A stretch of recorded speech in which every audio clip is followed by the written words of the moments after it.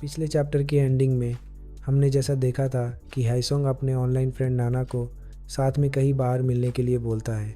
Now इस chapter की starting वहीं से होती है जहां नाना इस चीज़ के लिए मान जाता है, मगर तभी हाईसोंग सोचता है कि कहीं उसने जल्दबाजी में तो ये गलत डिसीजन तो नहीं ले लिया। मतलब कि अगर वो नाना से मिलने जाएगा तो शायद नाना उसे भी किडनैप कर ले। यहाँ वो दोनों ड्यूंगचोन स्टेशन में मिलने का डिसाइड करते हैं।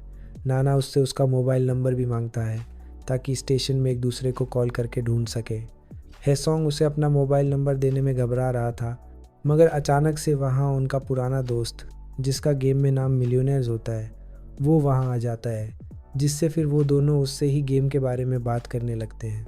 हेसोंग को लगता है कि शायद मिलियनेयर्स के यहाँ आने से नाना उसका मोबाइल नंबर मांगने से भूल जाएगा, बट कुछ देर में ही नाना दोबारा से उसको उसका नंबर मांगने लगता है। मिलियनेयर्स को भी उनसे पता चल जाता है कि वो दोनों बाहर कहीं मिलने वाले हैं। हाईसोंग उसे भी अपने साथ चलने को कहता है, बट वो मना कर देता है कि उसके कुछ और प्लान है। अब यहाँ नाना फिर से हाईसोंग से उसका मोबाइल नंबर मांगता है, लेकिन मिलियनेयर्स उन्हें अपने प्राइवेट इन्फो एक दूसरे के साथ शेयर करने से मना कर देता है एंड उनके लिए एक चैट ग्रुप बनाता है जिससे कि वो दोनों एक दूसरे के साथ बातें कर सके। ना इसके बाद वो अपना गेम खेलना कंटिन्यू करते हैं। हेसोंग एंड नाना कल 6 बजे मिलने का फ़ैसला लेते हैं।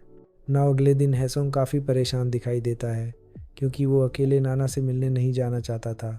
उसने अपने क्लासमेट से भी पूछा अपने साथ चलने को, बट उन्होंने मना कर दिया।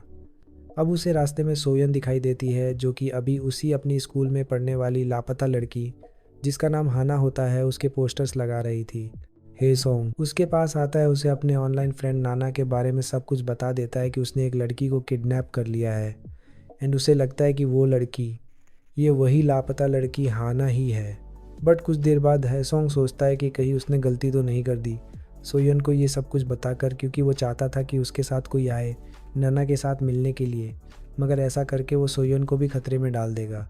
यहाँ सोयन डिसाइड करती है कि वो हेसोंग की एक फेक गर्लफ्रेंड बनकर उसके साथ चलेगी एंड उसकी हेल्प करेगी नाना के खिलाफ सबूत ढूंढने में।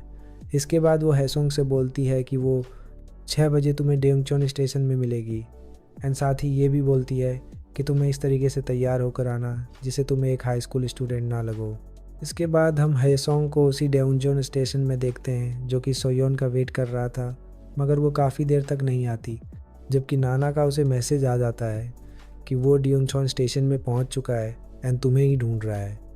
अब वो यहाँ पर काफ़ी डर जाता है क्योंकि सोयन अभी तक वहाँ नहीं आई, तो क्या उसे अकेले ही नाना से मिलने जाना पड़ेगा। अचानक से उसके दूसरी ओर से उसे कोई वेजी नाम से बुलाता है, जो कि उसका ऑनलाइन गेम का नाम था।